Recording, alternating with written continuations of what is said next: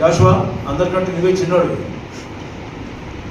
ఇదేదో నీళ్ళలో ముంచేది పైకి లేపేది కాదు కదా.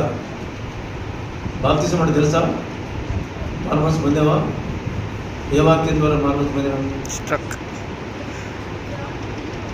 ఏముందంట?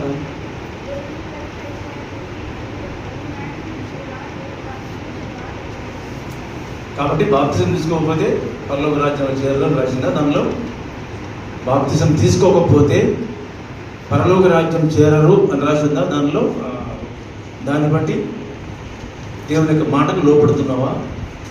మరి ఇంట్లో మీ తల్లిదండ్రుల మాట వింటున్నావా? బైబిల్ పొద్దున సాయంత్రం చదువుకుంటున్నావా? మీ ఫ్రెండ్స్ అందరికీ క్రీస్తు గురించి చెప్తావా? నేను చూసినప్పుడు జాష్ మరి దేవుని బిడ్డవా అని చెప్పగలిగిన ప్రవర్తన నీకుందా? అవన్నీ చిన్నోడే అంటావు. వచ్చినా అవన్నీ అందరికంటే ఎక్కువ ప్రశ్నలు అడుగుతున్నాను. ఎందుకంటే చిన్నోడు కదా, రకరకాల సైతం ప్రయత్నం చేస్తుంది. నువ్వు చేసుకున్న తీర్మానం చాలా గొప్పది.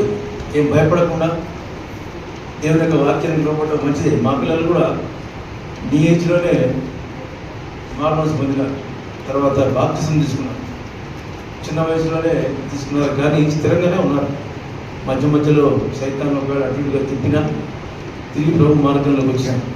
కాబట్టి క్రీస్తు కొరకు జీవిస్తారని గట్టి తీర్మానం చేసుకోవాలి. నా ఆత్మ మీ మధ్య ఉన్నది కనుక భయపడకూడదు. హగ్గై 2:5.